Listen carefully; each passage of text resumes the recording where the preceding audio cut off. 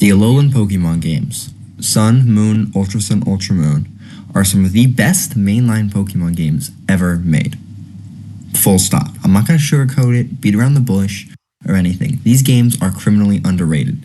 And that's what I'm talking about this video, the whole time. By the way, most of what I'll be referencing mechanics-wise will be from Ultra Sun, Ultra Moon because there's more content in those, and because I like those more than traditional Sun and Moon, but a lot of what I'm saying will apply to both games because they're both fantastic. I have loved Pokemon my entire life. My first gaming console ever was my older brother's red Game Boy Advance SP that I got for Christmas, with a copy of Pokemon Leaf Green. And I have played nearly every single Pokemon game has come out since. Almost every game I have for my 2DS, yes I played on a 2DS growing up, are Pokemon games. I don't play many other Nintendo franchises, obviously. I played Donkey Kong Country Escape 3D. That was good. I like that game. So you can tell, these games are very important to me. I lived these games. First, I'll start with the Pokemon themselves because it's the name of the game, right? You want to talk about Gen 7 Pokemon. And I'll talk about Gen 7 Pokemon because the starter trio is fire. 3 for 3. This is potentially a top 3 starter trio, and no one wants to admit it. All 3 of these could be your favorite line, and I'm not going to judge you. Litten, Rowlet, Poplio, amazing. Incineroar, Decidueye, Primarina, fire. Even the middle evolutions are great. This is an amazing lineup of starter Pokemon that all have dual types, all have signature moves, kick ass and competitive, shout out Incineroar. They're fantastic. And the entire Alolan Dex is fantastic, but first I'll just start with the new Pokemon added. They're all amazing. You can look back at this Dex and forget how many awesome Pokemon were added in this generation. This is the generation that added Mimikyu, Vakavolt, Toxapex, Fomantis, Golisopod, the Rockruff lines. All of these Pokemon and their lines are fantastic, and that's just to name a few. You'll keep hearing me talk about how underrated everything is, because that's all these games are, is underrated. The legendaries are cool too. Lunala, Solgaleo, good box legends. All the Island Guardians are cool too, shout out Tapu Koko. Necrozma is an awesome villain Pokemon, especially Ultra Necrozma is sick, so cool.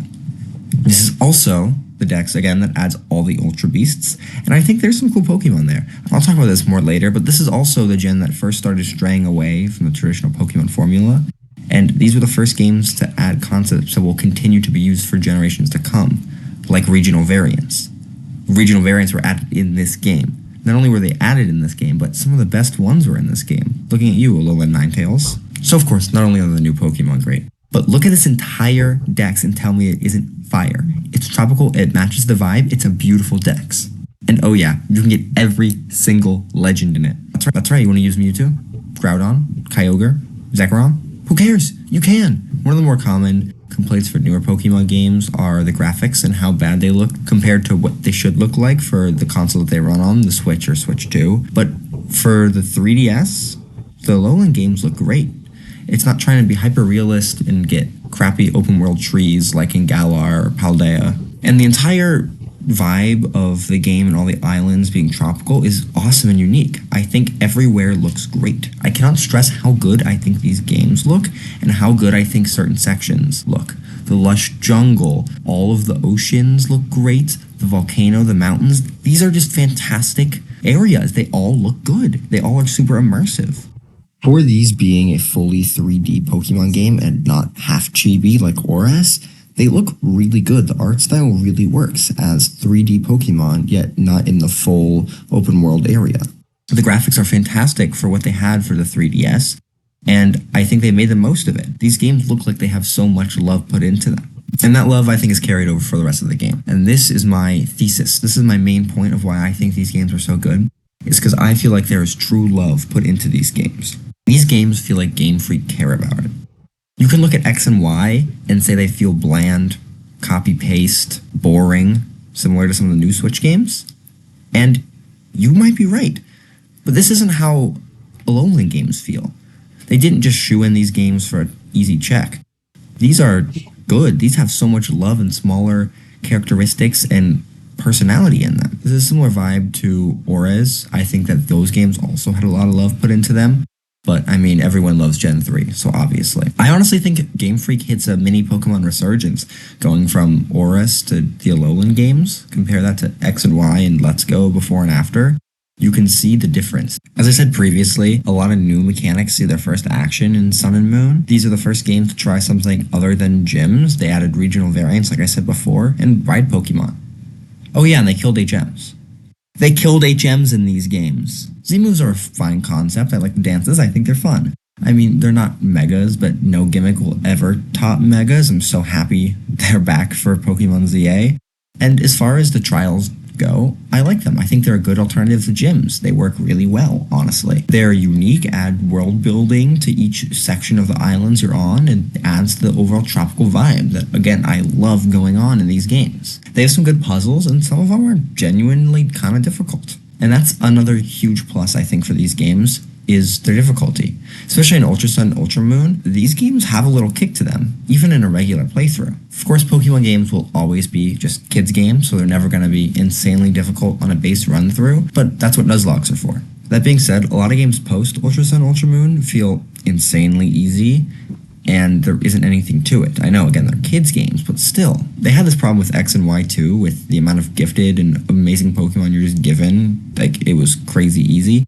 But it's fixed in Ultra Sun, Ultra Moon, and Sun and Moon in general. I'm going to take this moment real quick now to shit on Kalos for a second, because they're not good games. Pokemon X and Y are easily the worst games in the pre-Switch era. They're bland, they're easy, they're so formulaic, and honestly, Pokemon ZA might have done more for Kalos than the original games did. Back to Alola. These games aren't mind-numbingly easy.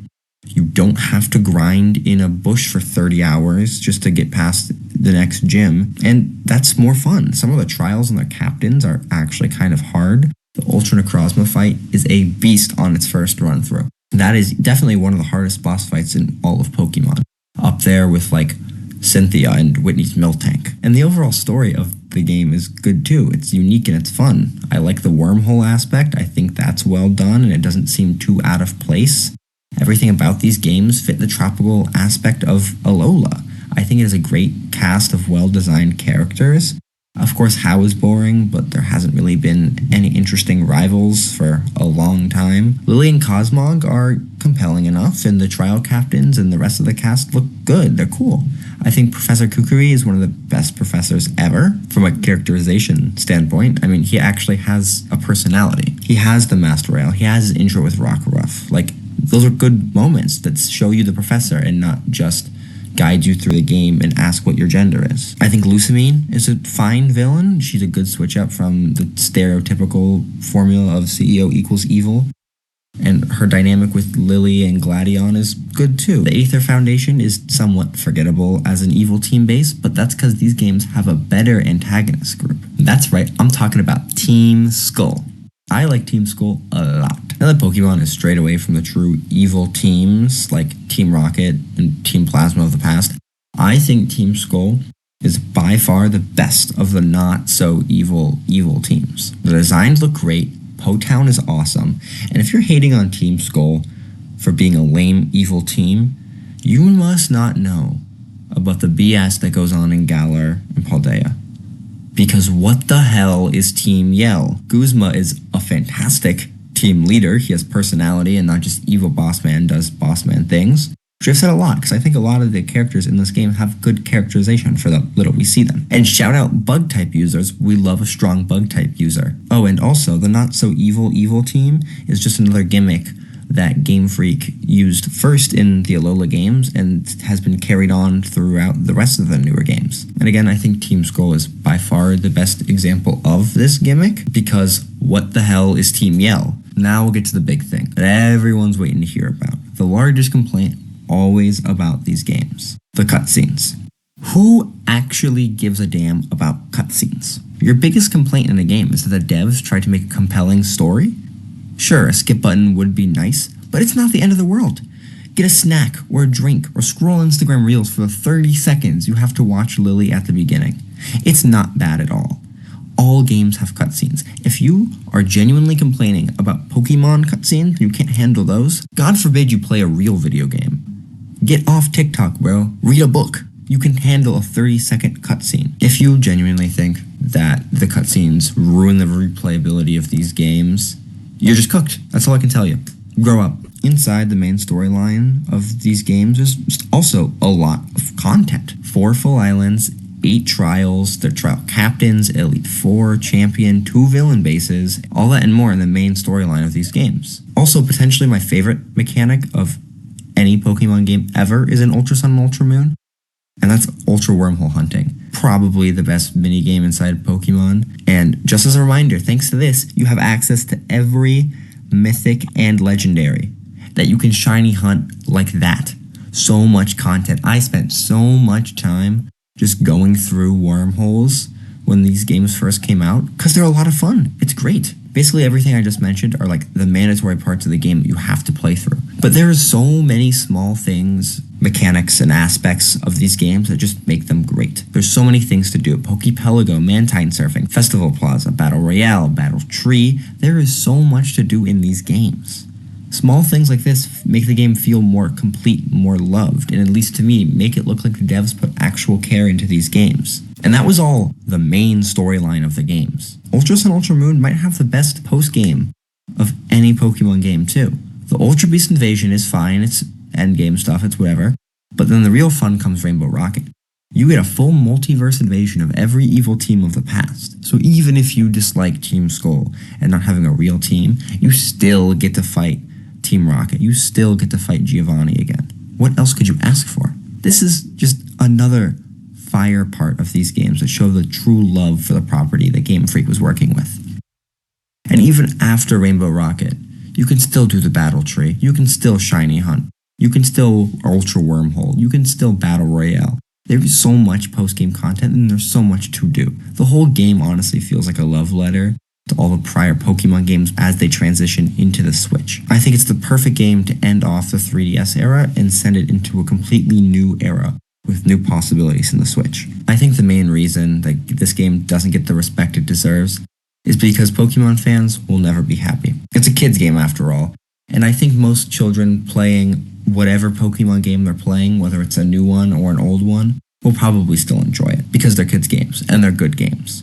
But if you ask anyone over the age of 20 about Pokemon games, they'll probably tell you there hasn't been a good one since like Black and White 2. But this game didn't come out in 2012. So there's not that original pixelated nostalgia for the Pokemon series that come with like also a classic anime in the Black and White anime. But if you take off the rose-tinted goggles of the past, you will see just how amazing these games are. I have seen a lot more love recently for these games, which of course makes me super happy, but it's still not getting enough. And I will always be at the forefront of telling everyone I can just how great these games are. Now, you've heard me glaze these games for this entire video, and I have a confession to make. Pokemon Ultra Sun and Ultra Moon, particularly Ultra Sun, are my favorite Pokemon games of all time. You probably could have guessed that by now, but whatever. They may not be Platinum or Heart Gold, Soul Silver or Black 2 or whatever you say the best Pokemon game is. And look, maybe according to IGN or whatever, they might be better games. But I don't care. These are my favorites. And this is my channel. So I'm telling you to go play them. These games deserve respect. I have nuzlocked through these games so many times and I love it every time. These are fantastic games that deserve so much more love than is given to them. So please, dear viewer, I implore you, play through any Alolan Pokemon game with an Ultra Mind. Boot up your 3DS or even an emulator. And I truly think you will see these games in a different light. If we really are bringing back 2016 in 2026, then you should all be playing the Alolan Gen 7 games. Pokemon Sun, Moon, Ultra Sun, Ultra Moon are, and forever will be, eternally underrated. Thank you so much for listening to me talk about Pokemon. Please like and subscribe so I can get you increasingly less frequent content, and I will see you guys at some point.